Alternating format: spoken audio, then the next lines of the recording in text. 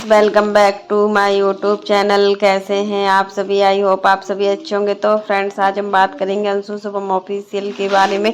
आखिर अंशु अपने हस्बैंड शुभम से तुम बात करके बात करती है, जबकि अंशु के हस्बैंड शुभम अंशु को मतलब कितना रिस्पेक्ट देते हैं। हमेशा हमने इनके वीडियो में देखा है कि शुभम अंशु से आप करके बात करते हैं। ऐसा क्यों है कि एक लोग झुकता है और एक लोग नहीं झुकते? तो फ्रेंड्स, अगर आपने मेरे चैनल को सब्सक्राइब ना किया हो तो आप लोग मेरे चैनल को सब्सक्राइब कर दीजिएगा। बेल आइकन के बटन को प्रेस करना मत भूलिएगा, ताकि आपको मेरी जो नई नोटिफिकेशन है वो टाइम पर मिलती रहे। उसी प्रकार की नई नई वीडियो को देखने के लिए आप मेरे चैनल पर बने रहिएगा और मेरे चैनल को ज़्यादा से ज़्यादा सपोर्ट कीजिएगा। तो फ्रेंड्स, अब चलते हैं अपने टॉपिक पर और बात करते हैं अंशु शुभम ऑफिशियल में। और देखिए अंशु की अभी जो एज है ना वो ज़्यादा नहीं है। इनका 2004 का बर्थ है और 2004 से आप अंदाज लगा ही सकते हैं कि अभी ये 21 की हुई है।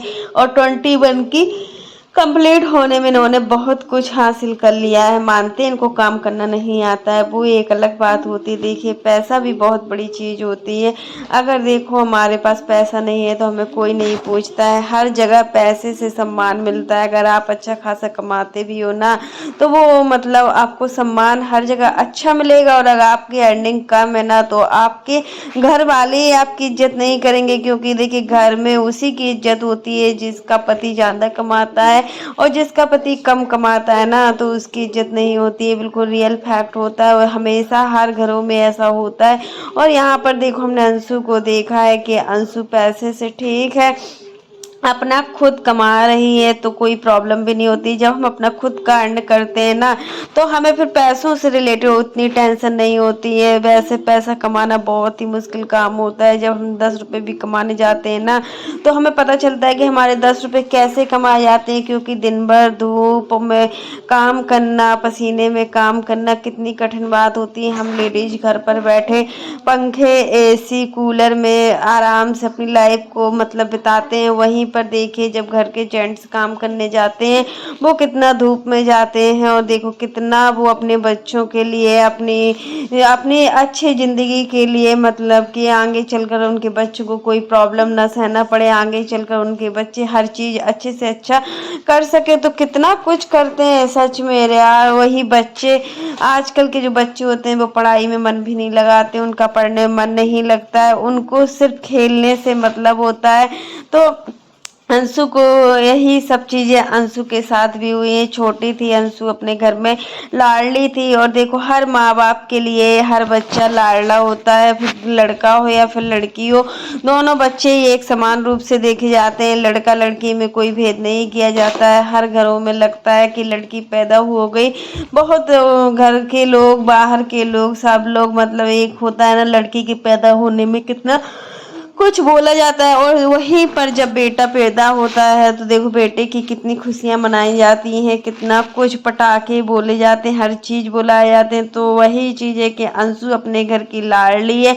अंशु ने अपने घर में हमेशा आज़ादी देखी। जब तक उसके मम्मी पापा भाई थे तब तक उसको कोई भी चीज़ की कमी नहीं थी। जैसे उसके मम्मी पापा भाई इस दुनिया से गए तब थोड़ा उसका जो मानसिक संतुलन है वो थोड़ा वैसा हो गया था। और जहाँ वो लेटी रहती थी तो बस लेटी रहती थी, उसको कोई मतलब नहीं होता था काम करने से या फिर उस चीज़ से। तो वही हैबिट आज भी अंशु के अंदर है कि अंशु उतना एक्टिव नहीं हो पाती। आज शुभम देखिए अंशु से कितने अच्छे तरीके से बात करते हैं। अंशु की सासू माँ बहुत ही समझदार है, बहुत ही सीधी है।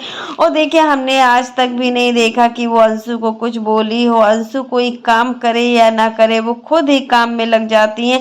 वो किसी से कुछ नहीं कहती हैं कि तुमने क्या किया क्या नहीं किया। तुम कर भी दोगी तो ठीक है और तुम नहीं भी कर दोगी तो ठीक है। दोनों चीज़ों में अपना संतुलन बनाए रखती हैं और दोनों चीज़ों में ही अपना मतलब बैलेंस बनाकर चलती हैं कि लड़ाई ना हो। जब घर में लड़ाई झगड़े होते हैं ना तो घर में अच्छा नहीं लगता है और घर का जो वातावरण होता है ना वो एकदम से बिगड़ भी जाता है। और जब वातावरण बिगड़ता है घर का तो उस घर में रहने वाले सदस्य भी बहुत ज़्यादा कमज़ोर सा महसूस करते हैं। और शुभम को देखिए काफी लोगों का ये भी कमेंट आ रहा है कि शुभम मतलब अंशु की गलतियों को भी बढ़ावा देता है, अंशु कुछ अच्छा भी करे तो भी शुभम हाँ मिलाता है, कुछ गलत भी करे तो हाँ मिलाता है। तो ये चीज तो हमने भी देखी कि शुभम अंशु को बहुत ज्यादा बढ़ावा देता है। देखिए माँ के बाद अंशु ही है जिससे वो अपनी हर सुख दुख को बता सकता है, महसूस कर सकता है। यहाँ पर अंशु की तो मम्मी पापा कोई है नहीं, तो अंशु भी अपने अंदर की जो भी दिक्कतें होती है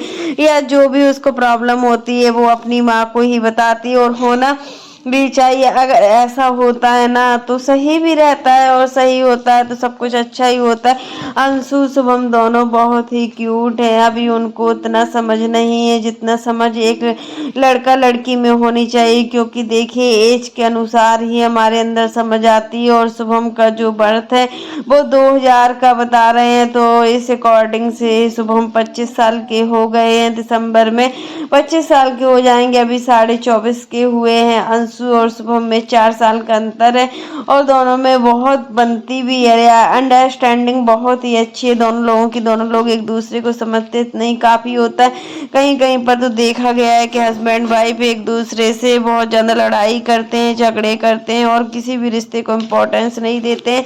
बट यहाँ पर शुभम अंशु को पूरी मतलब इतना सेल्फ रिस्पेक्ट भी होती है एक अपनी।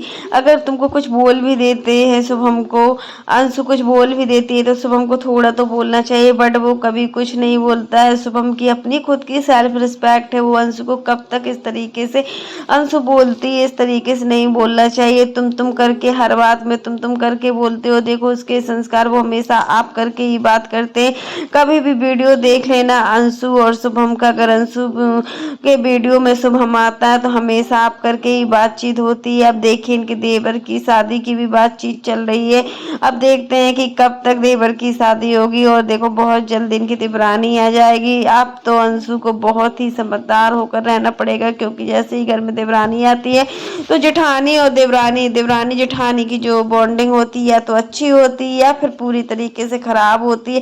क्योंकि देखिए देवरानी जेठानी का जो रिश्ता होता है ना, हम कितना भी बना लेना उस रिश्ते में मिठास नहीं आ पाती। इसी प्रकार से ननद और भाभी का रिश्ता होता है, अगर हम ननद और भाभी के रिश्ते में कितनी भी मतलब मिठास बनाकर चलें वो भी रिश्ते नहीं बन पाते। क्योंकि देखिए रिश्तों को समझने के लिए दोनों पक्ष का होना जरूरी है, एक पक्ष का होना जरूरी नहीं है। अगर एक पक्ष मजबूत है, एक पक्ष स्ट्रांग नहीं है तो उसमें भी प्रॉब्लम होती है। तो फ्रेंड्स आज के लिए बस इतना ही। कैसा लगा आपको मेरा वीडियो पसंद आए तो लाइक कर देना, और अगर आप चैनल पर न्यू हो तो चैनल को सब्सक्राइब करना ना भूलना। फिर मिलते हैं नेक्स्ट वीडियो में, तब तक के लिए बाय, टेक केयर। उसी प्रकार की नई नई वीडियो को देखने के लिए आप मेरे चैनल पर बने रहिएगा और मेरे चैनल को ज़्यादा से ज़्यादा सपोर्ट कीजिएगा। और फ्रेंड्स आप लोग भी कमेंट बॉक्स में ज़रूर बताइएगा कि अंशु शुभम से 4 साल छोटी है, तो अंशु को शुभम की हमेशा ही रिस्पेक्ट करना चाहिए, हमेशा उसको सम्मान देना चाहिए। आखिर अंशु एक नहीं करती, किसी के सामने कुछ भी बोल देती हो। अरे यार इतना तो होता है, बहू लगती नहीं हो कि तुम इस घर की बहू हो, बिल्कुल बेटी जैसी लगती हो, क्योंकि तुमको इतना सम्मान दिया जाता है इस फैमिली में, वो भी शुभम की वजह से तुम्हें इतना रिस्पेक्ट मिलता है। अगर शुभम चाहे ना तो ससुराल वाले कुछ भी बोल सकते हैं, अगर लेकिन शुभम हर चीज को दबा लेता है। कोई भी बात आती है पहले तो शुभम उसको दबा कर रखते हैं, क्योंकि वो नहीं चाहते हैं कि मतलब जिससे वो इतना ज्यादा प्यार करते हैं उसको कोई भी कुछ कहे। क्योंकि देखिए अंशु और शुभम की लव मैरिज है, और जब लव मैरिज शादी होती है ना तो हमें बहुत चीज़ों का ध्यान रखना होता है। ये चीज़ें भी ये होती हैं कि मतलब लव मैरिज शादी में लड़का लड़की तो मतलब राजी होती है, अगर फैमिली राजी नहीं है तो उसमें भी बहुत बड़ी प्रॉब्लम हो जाती है। बट यहाँ पर शुभम की फैमिली वाले ने अंशु को पूरी तरीके से अपनाया हुआ है, क्योंकि देखिए अंशु की फैमिली में कोई भी नहीं है, तो राज फैमिली ने कितना इनका सहयोग दिया था। अब देखते हैं कि अंशु और शुभम की एनिवर्सरी पार्टी होगी, उस पार्टी में अप्सरा मॉम या फिर राज फैमिली का कोई भी सदस्य, प्रिंस, रंजना या मतलब सचिन, मनीषा, कोई आएगा या नहीं आएगा।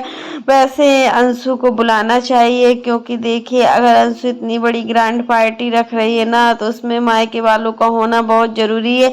लेकिन अंशु हमारे हिसाब से अंशु किसी को नहीं बुलाएगी, क्योंकि अभी जो भी सोशल मीडिया पर चल रहा है ना वो अच्छा नहीं चल रहा है, और अब आगे पता नहीं क्या क्या होगा ये सारी चीज़ें और कब तक इन सारी चीज़ों से छुटकारा मिलेगा। तो फ्रेंड्स आज के लिए बस इतना ही। कैसा लगा आपको मेरा वीडियो पसंद आए तो लाइक कर देना, और अगर आप चैनल पर न्यू हो तो चैनल को सब्सक्राइब करना ना भूलना। फिर मिलते हैं नेक्स्ट वीडियो में, तब तक के लिए bye, take care all of you.